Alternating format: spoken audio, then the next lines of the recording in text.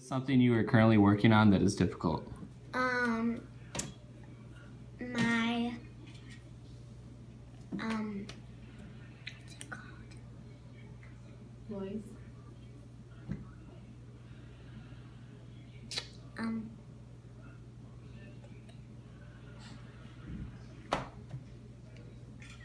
Forgot what it's called.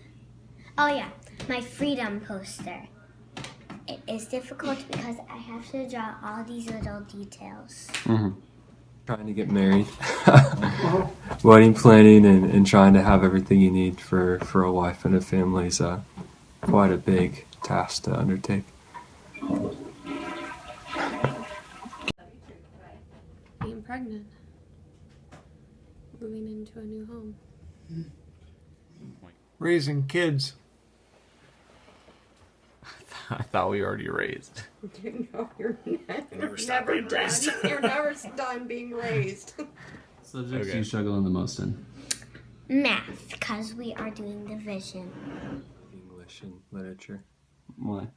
I'm just not very good with like grammar, and I didn't pay a lot of attention in school with like how you form sentences and stuff like that. So, like I'd say that the weakness comes from like not knowing it well, but it's not like I don't know how to write a paper, don't know how to speak properly. It's just like the nuts and bolts of it I don't know.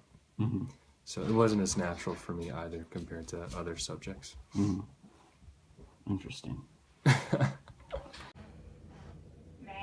English and history. What subjects do you struggle in the most? Subjects? Yes. History. In what ways do you see music? As colors, as notes?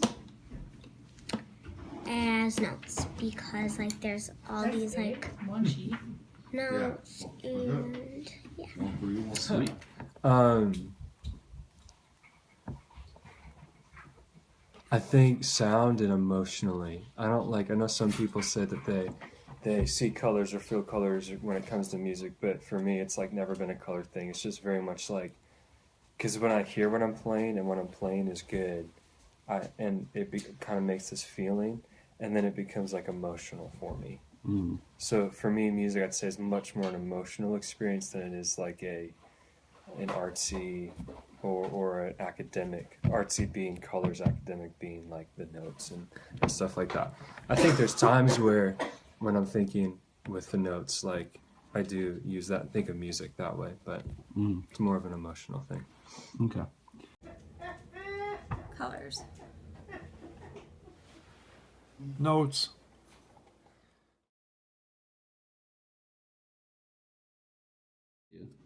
The meaning is that like you have to like be nice to them and you can't lie to them or else they won't want to be your friend.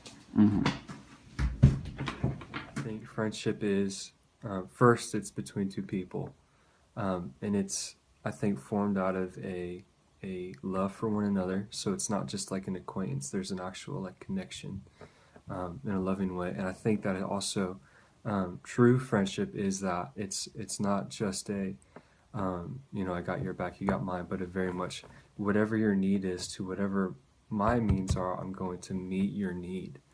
I think that's true friendship, like a true friend does that. But for it to be a friendship, it needs to be reciprocated. So if one's doing it and the other isn't, it's not a friendship. I think that's the meaning of friendship, is a true love and care for one another.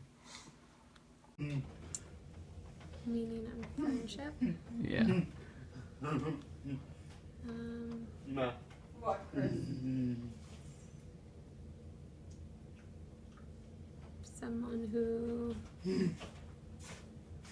you can count on.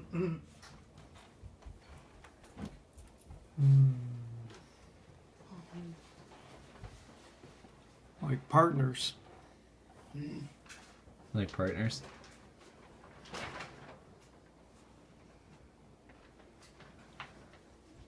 Is that it?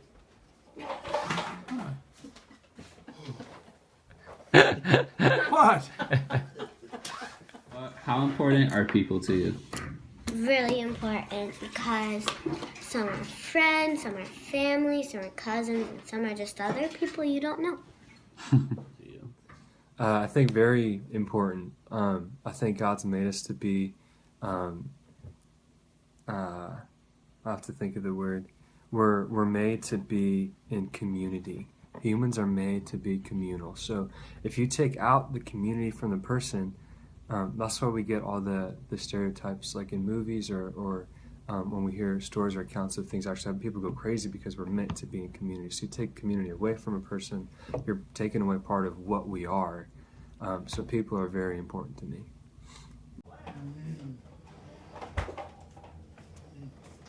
There are certain people who are very important to me, but not everyone's important to me. Very important. What is embarrassing to you in front of people? When I try to be funny, but nobody laughs. Probably a lot of things.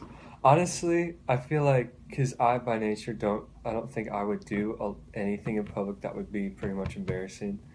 So for me, it's like when my friends or somebody else is doing something embarrassing, like that's really embarrassing for me. Sweet. Not having an answer right away. Can that be related to this Yes. questionnaire? Passing gas. You must live in a state of embarrassment then.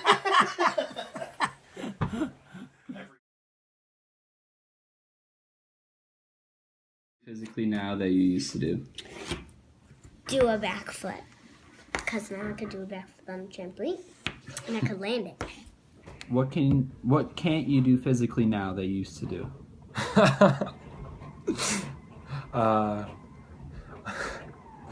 Like, okay, I used to work out a lot. So, like, a lot of, like, weightlifting is, like, long of the past. Or, like, being as strong as I used to be.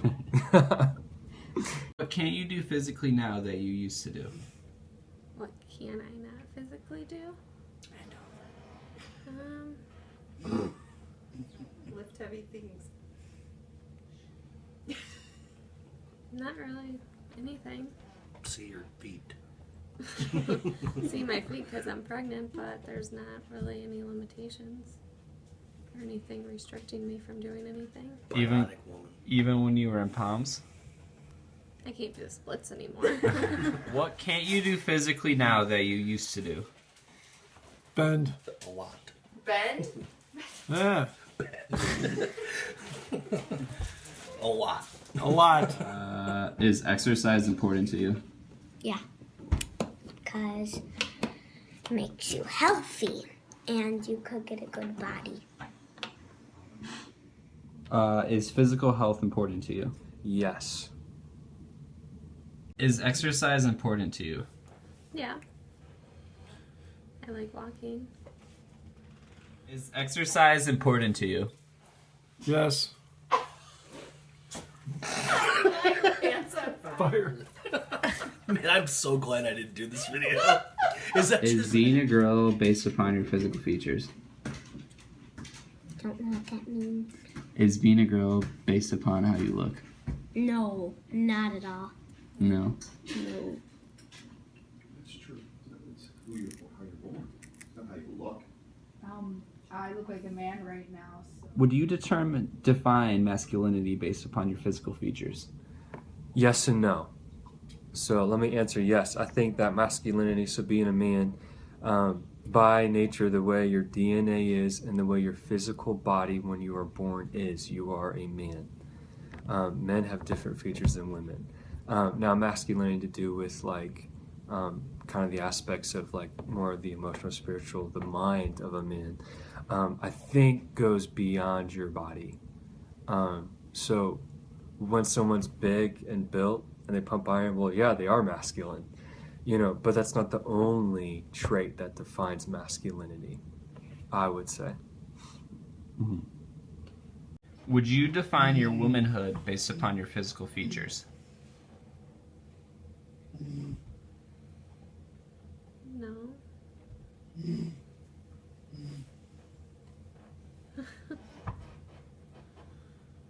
about what's in here. And in here. No. And in here. These 38 pounds in my face for you. It's very important. Is physical health important to you? Yes, it is. Would you define masculinity based upon your physical features? No.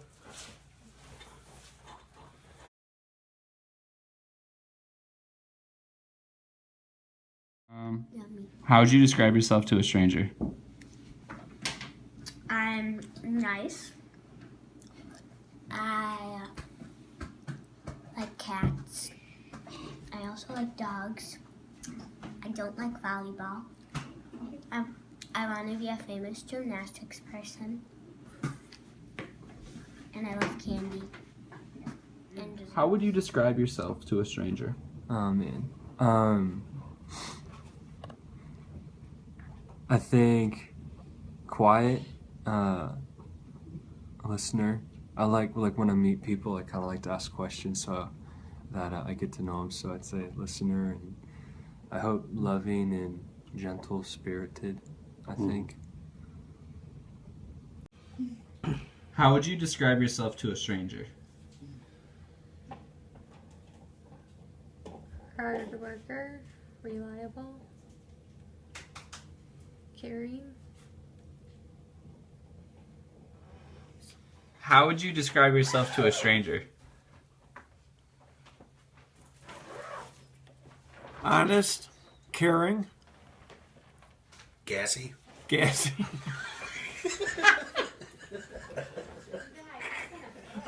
I'm done. I I kick them and chase them around the table. You don't kick people. You're lying. No, I'm not. I used to with Cassidy.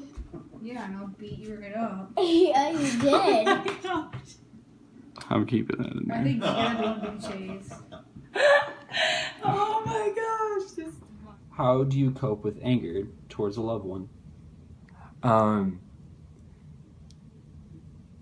Well, it's one of two things. One is like, I can react emotionally and act on that anger. That happens, unfortunately. But the other really is for me to take a deep breath and just pray a quick prayer to the Lord and say, Lord, give me patience, help me settle down. Let me be able to have wisdom in this situation to react the right way. So obviously that's the way that I hope to react more and all the time compared to emotionally. How do you cope with anger towards a loved one?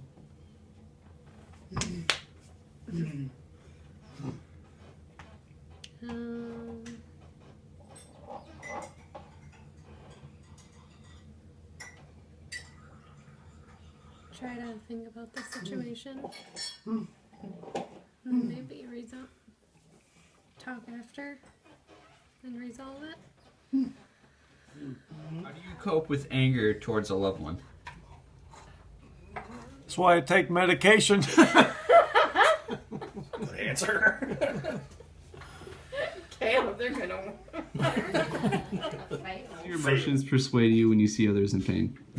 So what do you do when you see others in pain? I help them. Cause How does your emotions persuade you when you see others in pain? I think typically first, like, it really hurts. Like, you kind of feel for them, and especially when it's unjust, it just kind of strikes you right in the heart. As a thing you don't want to see happen. How does your emotions persuade you when you see others in pain? Feel sympathetic. Feel sorry. Want to help them out. Done. How does your emotions persuade you when you see others in pain? Very caring.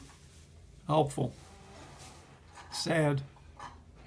Yeah, I see you eating that sock down there.